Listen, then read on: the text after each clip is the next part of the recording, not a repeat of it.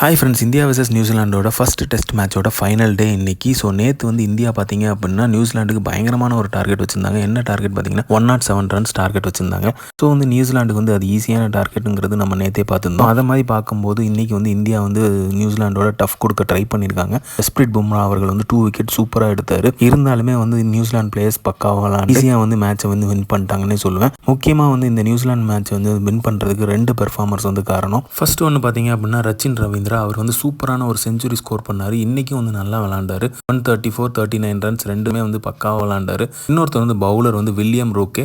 அவரும் வந்து பவுலிங் வந்து செமையாக பண்ணார், வேறு லெவலில் பண்ணார். இந்த 2 யங்ஸ்டர்ஸ் தான் வந்து நியூசிலாண்டோட முக்கியமான பெர்ஃபார்மன்ஸ். அவங்க தான் வந்து நியூசிலாந்து டீமை வந்து ஜெயிக்க வைக்கிறதுக்கு முக்கியமான காரணமும் கூட. அந்த அளவுக்கு வந்து பவுலிங்கும் பேட்டிங்கும் 2 பேருமே சிறப்பாக பண்ணியிருந்தாங்க. இந்தியன் பேட்ஸ்மேன்ஸையும் நம்ம வந்து மறக்கக்கூடாது. உண்மையிலேயே வந்து ஓப்பனிங் பேட்ஸ்மேன்ஸ் வந்து ரோஹித் சர்மாவாக இருக்கட்டும், விராட் கோலியாக இருக்கட்டும், ஆஃப் செஞ்சுரி தங்களால் முடிஞ்சதை வந்து கான்ட்ரிபியூஷன் கொடுத்தாங்க.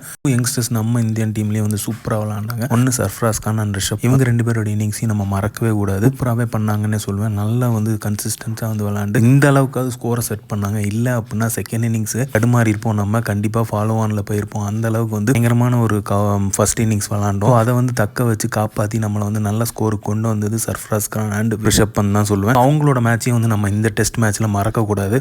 ஸோ செகண்ட் டெஸ்ட் மேட்ச் வந்து நல்லா விளாடுவாங்க, இந்தியா பெர்ஃபார்மன்ஸ் பண்ணுவாங்க அப்படிங்கிற நம்பிக்கை இருக்குது. முக்கியமாக வந்து இந்தியா வர்சஸ் நியூசிலாண்டில் இது வரைக்கும் நியூசிலாந்து வந்து 36 இயர்ஸ்க்கு அப்புறமா திருப்பி வந்து நியூசிலாந்து வந்து இந்தியாவில் வந்து ஜெயிச்சிருக்காங்க.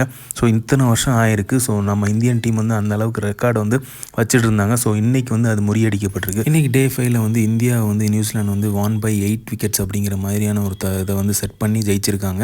ஸோ இது வந்து இந்தியாவுக்கு வந்து இது ஒரு ஃபஸ்ட்டு டெஸ்ட் மேட்ச்சு. ஆனால் இன்னும் கொஞ்சம் பெட்டர் பண்ணி இன்னும் ரிமைனிங் இருக்க 2 டெஸ்ட் மேட்ச்லேயும் வந்து பக்காவாக விளாடணும். ஸோ இந்த மாதிரி கிரிக்கெட் அப்டேட் தெரிஞ்சுக்கிறதுக்கு லைக் பண்ணுங்கள், ஷேர் பண்ணுங்கள். கிரிக்கெட் மட்டை பந்து இன்சைட்ஸை வந்து சப்ஸ்கிரைப் பண்ணுங்கள். தேங்க்யூ.